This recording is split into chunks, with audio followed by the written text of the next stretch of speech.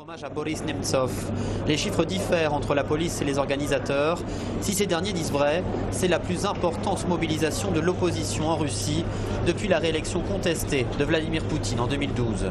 Le cortège s'est rendu sur les lieux du crime, longeant le fleuve Moskva et les murs du Kremlin. Pour moi, Boris Nemtsov était un homme politique brillant et charismatique. Avec sa mort, mon espoir est mort. Je veux dire, mon espoir pour une Russie future où les droits de l'homme sont respectés, où il n'y a pas de corruption. Car c'est ce futur que nous espérons tous ceux qui sont ici aujourd'hui. Initialement, c'est une autre marche qui devait avoir lieu contre l'intervention russe en Ukraine que dénonçait Boris Nemtsov. Nemtsov était aussi d'avis que la Russie n'a rien à y faire, que la Russie n'a pas le droit de s'immiscer dans les affaires internes de l'Ukraine, que ce soit ouvertement ou secrètement. J'ai aussi soutenu Nemtsov dans cette voie et c'est pour cela que j'ai emmené le drapeau ukrainien aujourd'hui. Boris Nemtsov ne représentait pas un danger pour le Kremlin. Les manifestants de ce dimanche étaient loin de tous approuver ses idées, mais tous ces Russes ont été profondément choqués par son assassinat.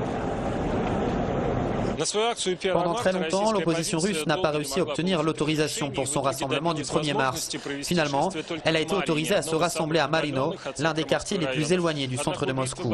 Mais le meurtre de Boris Nemtsov n'a pas laissé le choix aux autorités russes. Elles étaient obligées d'autoriser les opposants à Vladimir Poutine à se rassembler juste ici, à côté du Kremlin, et de la scène du meurtre de l'un des principaux leaders de l'opposition. La commission d'enquête a promis une récompense au montant équivalent à 45 000 € pour toute personne pouvant fournir des informations relatives au meurtre de Boris Nemtsov. L'opposant a été abattu de 4 balles dans le dos vendredi soir, à quelques mètres du Kremlin. Ces images, filmées par des caméras de vidéosurveillance et diffusées sur une chaîne de télévision russe, montrent le véhicule suspect aperçu près des lieux du crime, une Lada de couleur blanche. On aperçoit quelqu'un en train de courir pour monter à bord d'une voiture qui semble l'attendre. La commission d'enquête, placée directement sous l'autorité de Vladimir Poutine, affirme n'écarter aucune piste. Les milieux d'extrême droite, les islamistes radicaux ou encore les groupuscules ukrainiens. Toutes, sauf une, l'élimination d'un fervent opposant à la politique du président russe.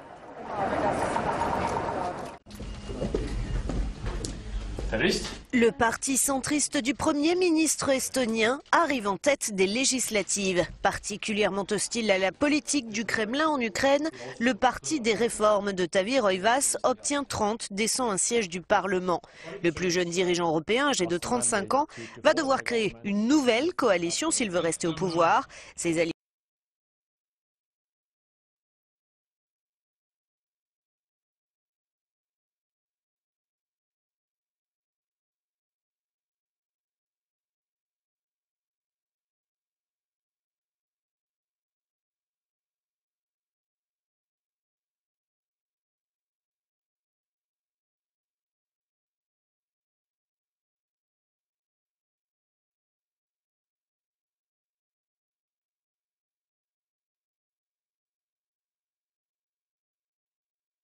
Mauvais texte selon l'entourage du Premier ministre qui, selon lui, n'empêchera pas l'Iran de se doter de la bombe atomique.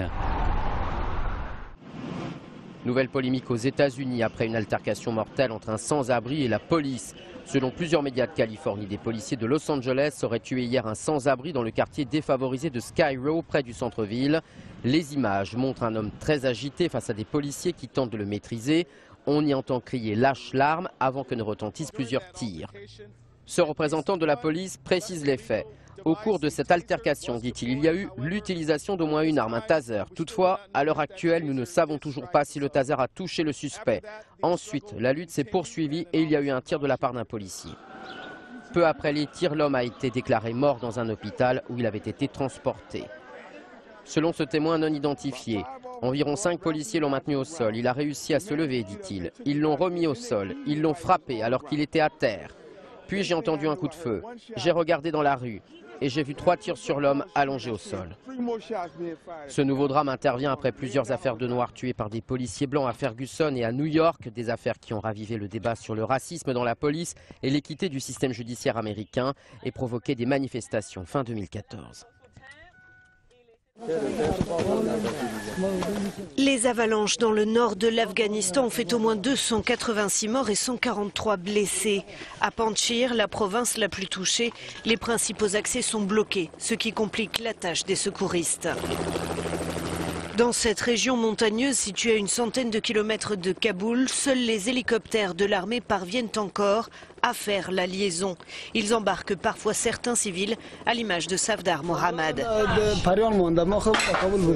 Ma famille est piégée dans le district de Parian à cause des chutes de neige et des avalanches. Cela fait près d'une semaine que je n'ai pas pu aller les voir parce que les routes sont bloquées et il y a beaucoup de blessés, dit-il. J'ai la chance maintenant d'embarquer dans cet avion militaire pour aller les retrouver. Le président afghan Ashraf Ghani a décidé de repousser le voyage en Iran qu'il devait faire dans les prochains jours. Signe de normalisation avec le Pakistan voisin, Islamabad a promis de venir en aide aux sinistrés. Nouvelle démonstration de force de la Corée du Nord. Le régime de Pyongyang a tiré 2 missiles de courte portée en mer du Japon en réponse aux exercices militaires conjoints de la Corée du Sud et des États-Unis dans la région. Ces tirs ont eu lieu quelques heures avant le début de ces manœuvres annuelles. Séoul dénonce une provocation et accuse Pyongyang de ne pas avoir désigné de zone dangereuse pour la navigation. Condamnation également du Japon qui indique aussi que ces missiles menaçaient sérieusement la sécurité en mer et dans les airs. Le gouvernement japonais a aussitôt transmis une vive protestation auprès du régime de Pyongyang. Chaque année, les exercices conjoints des États-Unis et de la Corée du Sud entraînent un regain de tension dans la région, ce que dénoncent ces manifestants rassemblés à Séoul. Ils demandent l'arrêt des manœuvres militaires.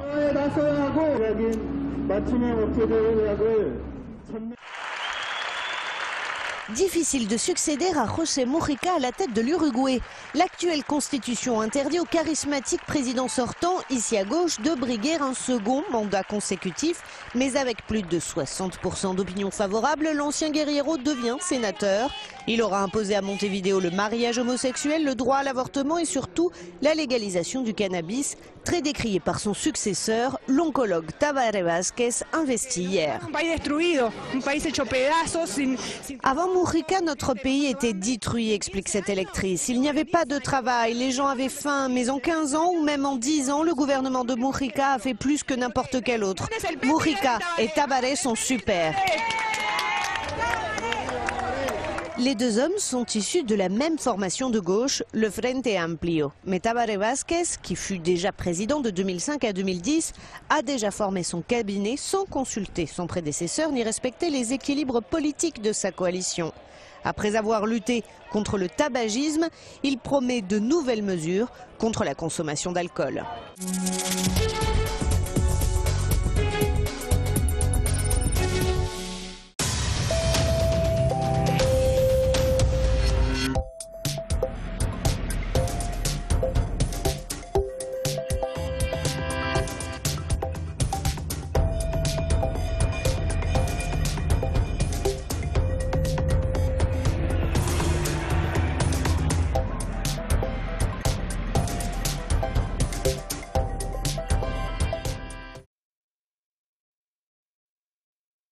La première de diversion a eu lieu à Los Angeles avec un Will Smith comme à son habitude détendu et tout sourire, en compagnie de son épouse Jada Pinkett Smith, et un Will Smith transformé, fortement marqué par le flop du film de science-fiction After Earth sorti en 2013. L'acteur n'aborde plus les choses de la même manière. Vous savez, ce n'est pas que je me fiche du résultat. Mais fonder sa propre image sur le seul succès ou non d'un film est vraiment dangereux.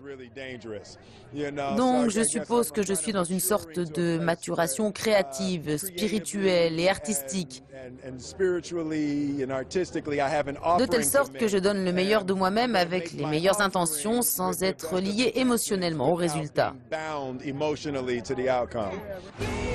Sur le tapis rouge également, toutes les autres stars de diversion. Margot Robbie, évidemment, l'actrice australienne qui est revenue sur la nuit des Oscars et notamment le discours de Patricia Arquette en faveur de l'égalité des droits entre hommes et femmes aux États-Unis.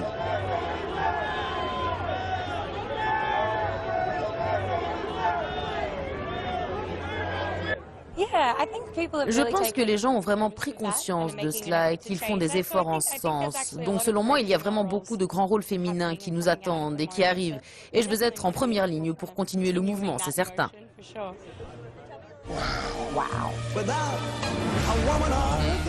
Diversion arrive sur les écrans européens en mars prochain.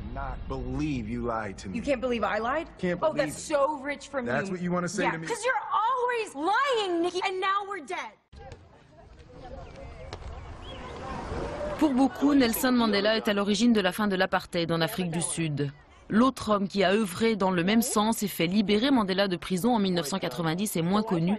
Il s'agit de Frederick Willem de Klerk. Dans son documentaire The Other Man, le cinéaste américain Nicolas Rossier revient sur le rôle de l'ancien chef d'État sud-africain.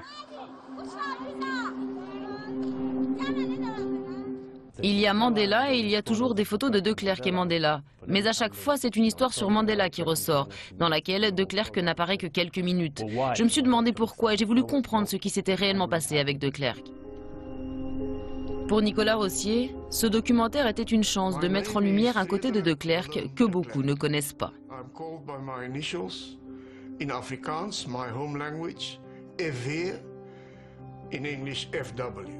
Il y avait simplement une opportunité et je pense que De Klerk l'a saisie. Mais ce qui est intéressant, c'est que personne ne le connaissait vraiment, personne ne savait d'où il venait.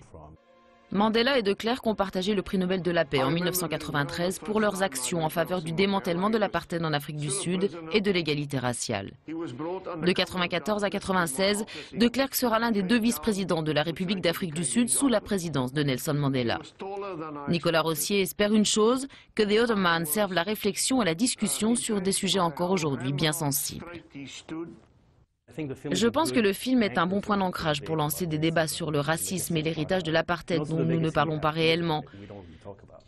Donc, dans un sens, je pense que c'est un film que de nombreuses personnes vont aller voir encore, et pas seulement pour le thème de la résolution de conflits, aussi à cause du racisme présent dans notre société. The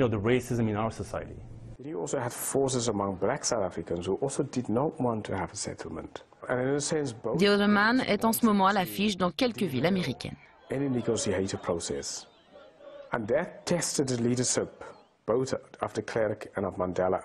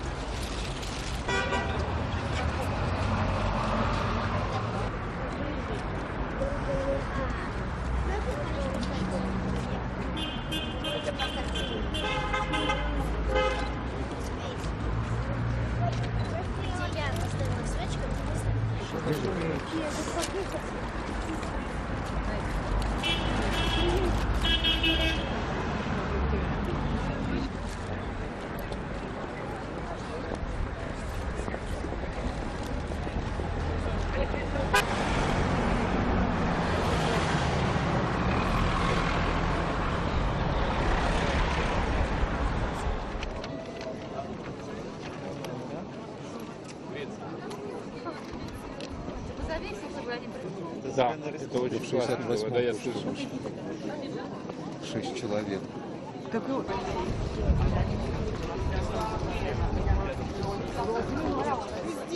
Et bien évidemment, nous...